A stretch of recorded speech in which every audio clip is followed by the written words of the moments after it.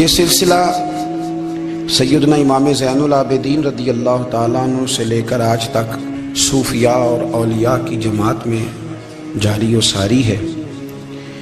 ان اولیاء اللہ میں سے کچھ لوگ ایسے ہیں جو بالکل قرون اولیٰ کے لوگ ہیں،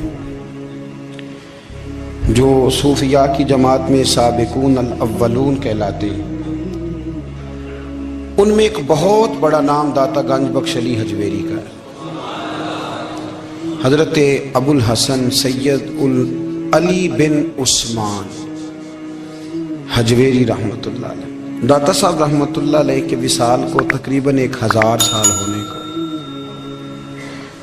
کچھ باتیں ایسی ہیں جنہیں تھوڑا سا غور کے ساتھ، ٹھنڈے ذہن کے ساتھ سمجھا کریں۔ اسلام کی تاریخ 1400 سال کی ہے،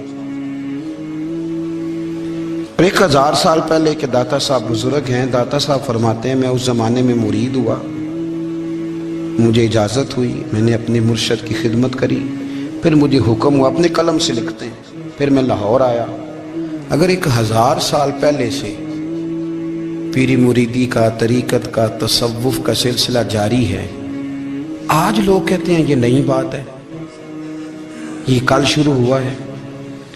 داتا صاحب رحمۃ اللہ علیہ کے وصال پر ان کا عرس شروع ہوا، یعنی عرس بھی 1000 سال سے ہوتے چلے آ رہے ہیں۔ آج بعض لوگوں کو غلط فہمی ہوتی ہے کہ یہ آج کی کوئی نئی ایجاد ہے، اور اگر 1000 سال پہلے کے لوگ ضرورت محسوس کرتے تھے کہ ہمیں پہلے کسی درویش کی خدمت کریں گے تو پھر ہمیں کچھ ملے گا، تو ہمارا تو زمانہ ہی بڑا عجیب ہے۔ یہاں بہت سارے لوگ ہیں جو کہتے ہیں میں خود قرآن جانتا ہوں، حدیث جانتا ہوں، میں خود بڑا سمجھدار ہوں، مجھے کسی کی کیا ضرورت ہے۔ بہت ساری چیزیں ایسی ہیں جنہیں ہمیں غور سے دیکھنا چاہیے۔ 1000 سال پہلے داتا صاحب، اور پھر داتا صاحب کہتے ہیں میرا کسی عام گھرانے سے تعلق نہیں، میں مدینے والے محبوب کی اولاد ہوں، سید ہیں۔ اس کے باوجود ایک جگہ پہ گئے ہیں، تربیت لی ہے، پھر وہ لاہور تشریف لائے ہیں، اور داتا صاحب فرماتے ہیں کہ میں ہندوستان کے اس ایریے میں آ کے بیٹھا ہوں جہاں زندگی کی سہولیات بھی پوری میسر نہیں ہیں مجھے۔ لاہور 1000 سال پہلے آپ اگر اس کا نقشہ دیکھیں تو کیا نظر آئے گا؟ جن لوگوں نے ابھی 40 سال 35 سال پہلے لاہور کو دیکھا ہے وہ بھی جانتے ہیں اس کی کیفیات کیا تھی۔ تو 1000 سال پہلے کا لاہور جہاں داتا صاحب تشریف لائے، داتا گنج بخش علی حجویری نے وہاں بیٹھ کر قرآن و سنت کی تشریحات کی۔ داتا صاحب نے مسجد بنائی۔ اب لفظ داتا سے بھی بڑا اختلاف ہے لوگوں کو،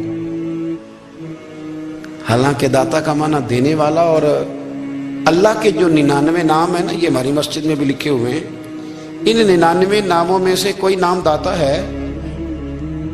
بولیے۔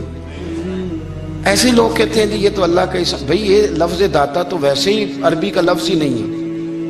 تو آپ چیزوں کو گھسیٹ گھساٹ کے اگر لے کے نا، قرآن مجید میں آپ اپنے ماں باپ کے لیے دعا کرتے ہیں رب ارحمہما کما ربیانی صغیرا، یا اللہ ان دونوں کو بخش دے جو بچپن میں میرے رب بنے۔ رب ارحمہما کما ربیانی صغیرا، رب کا معنی پالنے والا۔ تو قرآن مجید نے تو ماں باپ کو رب کہہ دیا تو شرک ہو گیا۔ وہاں اللہ رب اور معنوں میں ہے، ماں باپ رب اور معنوں میں ہے۔ یہاں معنی پالنے والے کا ہے۔ ماں باپ اولاد کو پالتے ہیں نا، اصل پالنے والا کون ہے؟ اللہ۔ تو اب کسی نے کہا کہ ابا آپ نے مجھے پالا ہے، تو کافر ہوا کہ مسلمان ہوا؟ تو چھوٹی چھوٹی باتوں میں لوگ تقسیم کرتے ہیں اہل اسلام کی، یہ درست نہیں ہے۔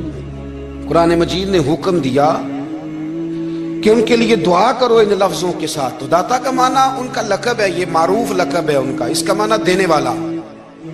تو بھائی اگر آپ مجھ سے کوئی 2-3 مسئلے سن لیتے ہیں، میں آپ کو دے دیتا ہوں تو شرک نہیں ہوتا۔ میرا استاد اگر مجھے 2-4 باتیں سکھاتا ہے تو شرک نہیں ہوتا۔ آپ کے اور میرے بزرگ والدین ہمیں کو 2-4 ہزار دیں، ہم ان سے مانگ لیں تو شرک؟ تو یہ اتنی زیادہ وہ معاملہ نہیں ہے، آپ اس کو سمجھیں۔ لوگ الجھاؤ پیدا کرتے ہیں، اس الجھاؤ سے بچنا چاہیے۔ ہم سے بندہ مسلمان تو ہوتا کوئی نہیں، لیکن ہر جمعے کو 2-4 لاکھ کو کافر ضرور کر دیتے ہیں۔ جانے کب مار دے کوئی مجھے کافر کر کے، شہر کا شہر مسلمان بنا بیٹھا ہے۔ تو اتنا سستا نہ کریں اس چیز کو، چیزوں کو سمجھیں اور غور کریں۔ تو داتا صاحب رحمۃ اللہ علیہ نے قرآن و سنت کی تشریحات کی۔ اب ایک بات میں کہنے لگا ہوں، داتا صاحب رحمۃ اللہ علیہ، بابا فرید صاحب رحمۃ اللہ علیہ، حضرت شیخ عبد القادر جیلانی غوث پاک رضی اللہ تعالیٰ عنہ یہ وہ بزرگ نہیں ہیں کہ جن کی تاریخ دفن ہے، جن کا کوئی پتہ نہیں کہاں سے آئے، کہاں گئے، کیا تھے، کیا کرتے تھے، یہ وہ اس طرح کے لوگ نہیں ہیں۔ ان لوگوں کا کلام اصل صورت میں آج بھی دنیا میں موجود ہے۔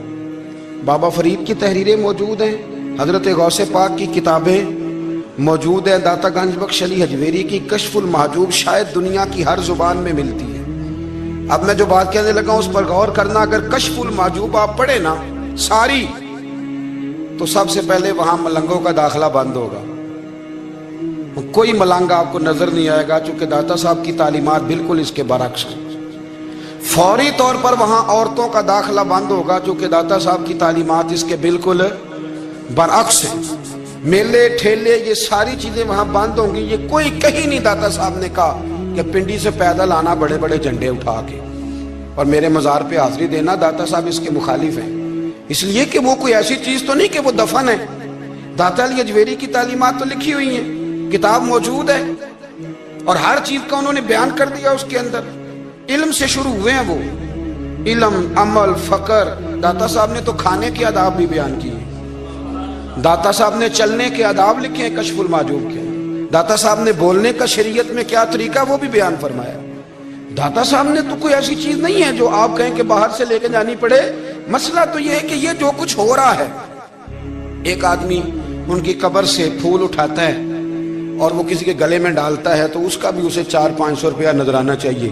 یہ کہاں لکھا ہے داتا صاحب نے؟ کس کتاب کا حصہ ہے؟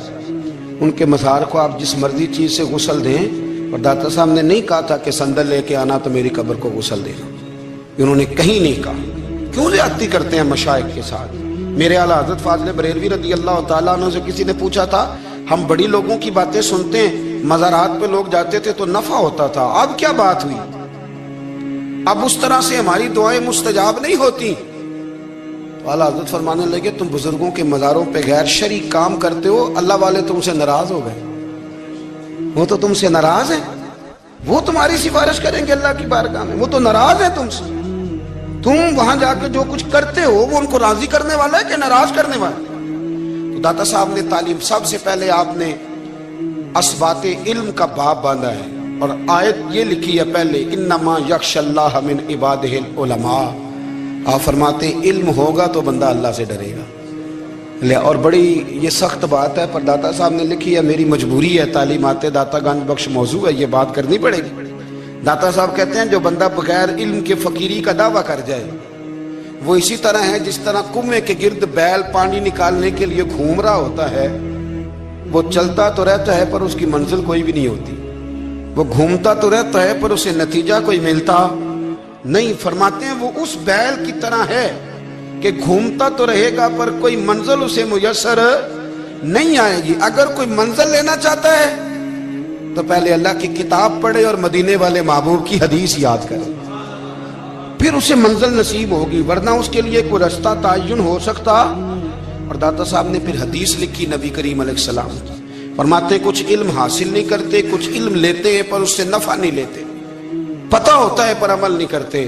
آپ نے حدیث لکھی ہے، نبی کریم علیہ السلام نے فرمایا اللہم انی اعوذ بک من العلم لا ینفع، اے اللہ میں اس علم سے تیری پناہ مانگتا ہوں جو علم تو ہو پر اس سے نفع نہ اٹھایا جا سکے، جو علم تو ہو پر اس پر عمل نہ ہو۔ داتا صاحب رحمۃ اللہ علیہ فرماتے ہیں علم ہمیشہ اس لیے سیکھنا کہ اللہ تبارک و تعالیٰ تمہیں اس کا نفع عطا کرے۔